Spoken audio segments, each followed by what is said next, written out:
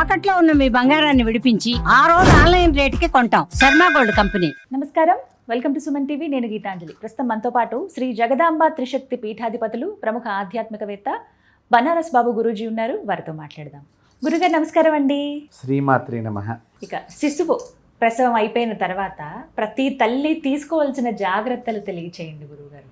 చాలా ఆచారాలు మన శాస్త్రంలో చెప్పబడి ఉన్నాయని విన్నాము, మరి అవి ఏంటి తెలియచేయండి. ఇది కూడా చక్కని నేటి సమాజానికి పూర్వం నుంచి ఆచారం పాటించే వాళ్ళకి కూడా ఒకసారి గుర్తు తెచ్చుకున్నటువంటి వాళ్ళు అవుతారు. వాళ్ళు నేటి సమాజంలో నేటి యువత వారి ఇంట్లో ఇట్లాంటివి జరిగినప్పుడు తీసుకునేటువంటి దానిగా మీరు మంచి ప్రశ్నలు, మాతృమూర్తులందరికీ ఉపయోగపడే ప్రశ్నలు వేస్తున్నారు. ఇక్కడ శిశువు డెలివరీ అయిన తర్వాత, అంటే మొట్టమొదటగా డెలివరీ అయిన తర్వాత తల్లిదండ్రులు తీసుకోవాల్సిన జాగ్రత్తల్లో మనము ఇప్పుడు చాలామంది ఒక తప్పు పనిచేస్తున్నారమ్మా. ఆపరేషన్కి డెలివరీకి ముహూర్తాలు పెట్టించుకుంటున్నారు. ఇది చాలా తప్పు, పెట్టించుకోకూడదు. ఇది చాలా శాస్త్ర విరుద్ధం. డెలివరీకి ముహూర్తం పెట్టించుకోకూడదు. మీరు దేనికి ముహూర్తం పెట్టించుకోవాలి అంటే, ఏమండి మా శ్రీమతి గారు విశేషంలో ఉన్నారు, ఆవిడ డాక్టర్స్ ఇట్లా ఆపరేషన్ చేసి శిశువుని తీయాలి అని చెప్పారు. కాబట్టి ఆవిడ హాస్పిటల్లో జాయిన్ అయ్యి క్షేమంగా తిరిగి శిశువుతో ఇంటికి వచ్చేటువంటి విధానంగా మంచి సమయం చెప్పండి అంటే అప్పుడు ఏమైంది? తల్లి క్షేమంగా ఉంటుంది, శిశువు క్షేమంగా ఉంటారు. వీళ్ళిద్దరూ చక్కగా తండ్రికి ఆనందం కలిగిస్తారు, ఇంటికి ఆనందాన్ని కలిగిస్తారు.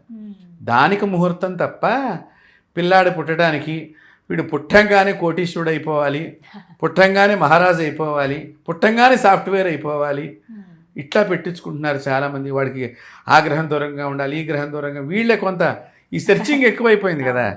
మనం చెప్పినా కూడా ఏమంటే ఆ గ్రహం అక్కడ ఉండకూడదంట కదా అని మళ్ళీ మాకు కూడా చెప్తున్నారు వీళ్ళు ఇప్పుడు.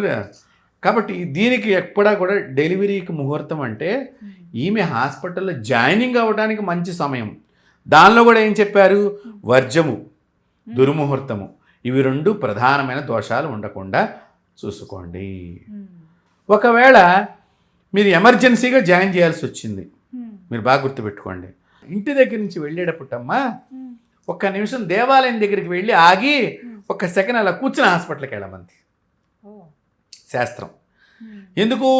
ఇంటి దగ్గర నుంచి పెడితే మీ ఇల్లు కింద ముహూర్తం కౌంట్ అవుతుంది, దేవాలయం దగ్గర నుంచి పెడితే అది ఎప్పుడు సుముహూర్తమే అవుతుంది. ఇప్పుడు డెలివరీ అయిన తర్వాత మనకి ఈ ముహూర్తం దగ్గర ఇక్కడ నేను అందుకనే చెప్పింది, ఈ నేటి యువత ఇది తెలుసుకుని ప్రవర్తిస్తారని ఈ రెండు విషయాలను వాళ్ళకి చెప్పడం. ఇక్కడ డెలివరీ అయిన తర్వాత ఈ సంతానం విషయంలో మొట్టమొదటిగా వీళ్ళందరికీ కూడా ఈ పిల్లవాడిని కానీ పిల్లని కానీ కన్న తర్వాత ఇప్పుడు రకరకాలుగా ముందరే కొనేస్తున్నారు బట్టలు. ఇవి కొనకూడదు. తర్వాత ఇప్పుడు ఇతర దేశాల్లో అయితే కనుక ఆడో మగో చెప్పేసి పరికరాలు వచ్చినాయి చెప్తున్నారు. ఇప్పుడు ఆడపిల్ల అని చెప్పి అమ్మమ్మ గారు ఇక్కడి నుంచి, నాయనమ్మ గారు ఇక్కడి నుంచి ఓ నగ చేయించి పట్టుకెడుతుంది. మహాదోషం వస్తుంది. వాళ్ళకి అహంకారాన్ని మీరు ఇచ్చినటువంటి వాళ్ళు అవుతారు. వాళ్ళు పుట్టిన తర్వాత చేయించాలి తప్ప లోపల శిశువు ఏమనుకుంటుందిట, నా ఆనందాన్ని వీళ్ళే ముందర ఎంజాయ్ చేస్తున్నారు. నేను పుట్టిన తర్వాత మీరు నా మెడలో వేస్తారు కదా, ఆనందం నాకు లేకుండా ముందుగానే మీరు తెచ్చేస్తున్నారు. ఇదే భావనారణ్య భవారణ్య కుఠారిక లలితా సహస్రనామంలో యద్భావం తద్భవతి. కాబట్టి అలాంటి పనులు చేయమాకండి. ముందరగా మీరు నగలు అవి చేయించద్దు. పుట్టిన తర్వాతనే కావాలంటే చేయించండి, చక్కగా పట్టుకెళ్ళండి. ఈ డెలివరీ అయిన తర్వాత అమ్మ ఈ శిశువుని చక్కగా శ్వేత వస్త్రాలతో మంచిగా మెత్తగా మన కాటన్ దుస్తులతో కనుక వారిని కప్పినట్లయితే చాలా మంచిది.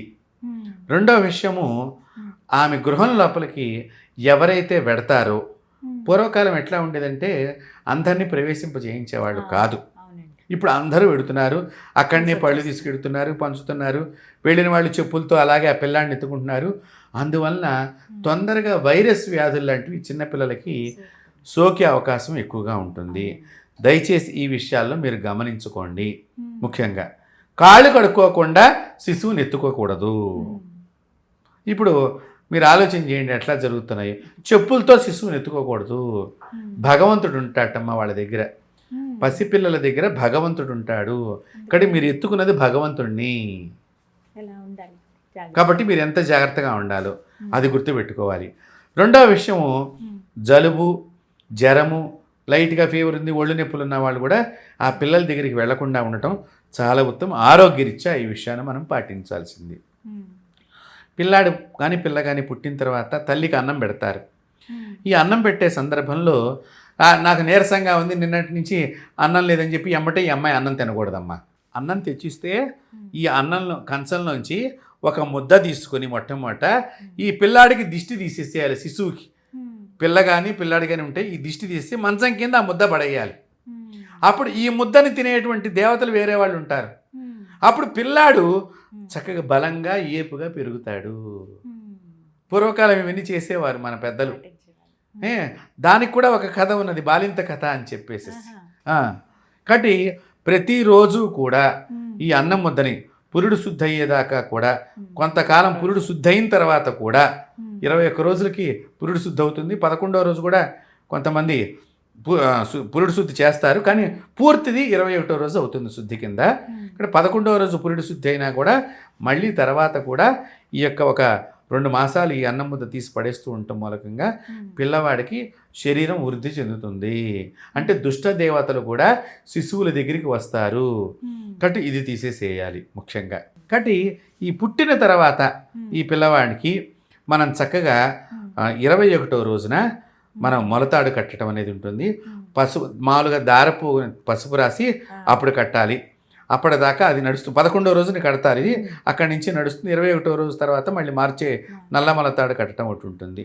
తర్వాత రోజు దృష్టి తీసేయటం పిల్లవాడికి ముఖ్యం. ఇది సంతానానికి, నూతన శిశువుకి. రెండవది, ఇక్కడ దడుచుకునేటువంటి పిల్లవాడికి దడుచుకునేటువంటి లక్షణాలు ఎక్కువగా ఉంటూ ఉంటాయి. కాబట్టి ఈ దడుచుకునే తత్వం లేకుండా ఉండాలి అంటే మీరు వీళ్ళ తల దగ్గర భస్మం ప్యాకెట్ కనుక, శివుడికి పూజ చేసిన భస్మం ప్యాకెట్ కనుక దగ్గరగా పెట్టినట్లయితే భూత ప్రేత పిశాచ గణాలు ఈ శిశువు దగ్గరికి రావు. దృష్టి దోషాల వలన నెగిటివ్ ఎనర్జీ ఈ శిశువు దగ్గరికి రాదు. ఉత్తిన ప్యాకెట్ పెడితే చాలమ్మా. మీరు పేపర్లో ప్యాక్ చేసి పెట్టినా కూడా ఆ శక్తి ఆ శిశువు చుట్టూ రక్షింపబడుతుంది. తర్వాత అతి ముఖ్యంగా తల్లి తీసుకోవలసిన జాగ్రత్తల్లో ఆహార నియమాలు పాటించటం. తర్వాత డెలివరీ అయిన తర్వాత 10వ రోజున తండ్రి క్షురకర్మ చేయించుకోవాలి. అంటే క్రాఫ్ట్ చేయించుకోవాలి, గడ్డం చేయించుకుంటాం, గోళ్ళు తీసేయటం, ఇవన్నీ చేయించుకోవాలి 10వ రోజు. 11వ రోజు పురుడు శుద్ధి అవుతుంది. 21వ రోజు నామకరణం, ఉయ్యాల్లో వేయటం, ఇవన్నీ ఉంటాయన్నమాట. కాబట్టి అప్పటి నుంచి తల్లి శిశువు ఏ విధంగా రోజు గమనించుకుంటూ తన ఆహారాన్ని తీసుకుంటూ ఉండాలి. డెలివరీ అయిన తర్వాత స్త్రీలు ముఖ్యంగా నెయ్యి, మంచి నెయ్యి కనుక మీకు లభిస్తే, ఆవు నెయ్యి, ఇది ఎంత ఎక్కువ తింటే మీకు అంత మంచిది. వెన్నుపూసకి మంచిది. మోకాళ్ళ వ్యాధులు రావు. డెలివరీ అయిన తర్వాత పళ్ళు తొందరగా ఊడిపోవు. పూర్వకాలంలో 8 వీసాల నెయ్యి తాగించేవారమ్మా డెలివరీ అయిన తర్వాత. ముఖ్యంగా స్త్రీలు చెవులో దూది, కాళ్ళకి చెప్పులు, నడుముకి గుడ్డకట్టు, ఇవి ముఖ్యంగా ఉన్నప్పుడు అప్పటిదాకా పెరిగినటువంటి పొట్టలో అవన్నీ సర్దుకుంటానికే, మళ్ళీ ఏ ప్రదేశానికి ఆ ప్రదేశానికి వెళ్ళిపోవటానికే ఈ ఆచారాలు పెట్టడం జరిగింది.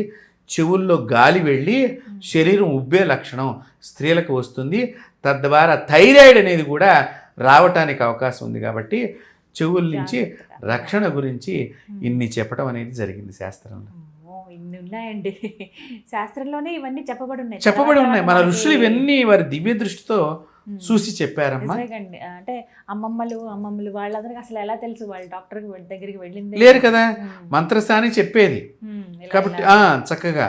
అలాగే చాలామంది ఈ శిశువు దగ్గరికి రాగానే బొడ్డును ముట్టుకోకూడదమ్మా. ఎవరు కూడా బొడ్డును ముట్టుకోకూడదు. అందుకని వెంటనే ఆచ్ఛాదన కింద ఈ పొట్ట చుట్టూ గుడ్డను కట్టేది కారణం అది. ఈ బొడ్డును ముట్టుకోవటం మూలకంగా వారి ఎదుగుదలలో కానీ, లేకపోతే పొట్టకు సంబంధించిన వ్యాధుల్లో కానీ, తలకు సంబంధించిన వ్యాధుల్లో కానీ తొందరగా వచ్చే లక్షణం ఉంటుంది.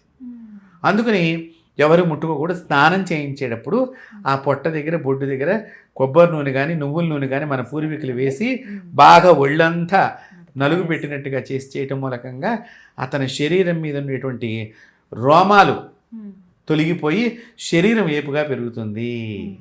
అందువలన ఈ జాగ్రత్తలు తీసుకుంటే కనుక నేటి యువత అప్పట్లో వేదంలో ఇంత సైన్స్ ఉన్నది అది గ్రహించి వారు పాటించినట్లయితే చక్కని సంతానం, ఆరోగ్యాన్ని పొందినటువంటి సంతానం, ఆయుష్ను పొందినటువంటి సంతానం మిమ్మల్ని చూసి వృద్ధాలయాలకు వేయకుండా మిమ్మల్ని వారి ఇంట్లో పెట్టుకుని పోషించేటువంటి సంతానం మీకు ప్రసాదింపబడుతుంది.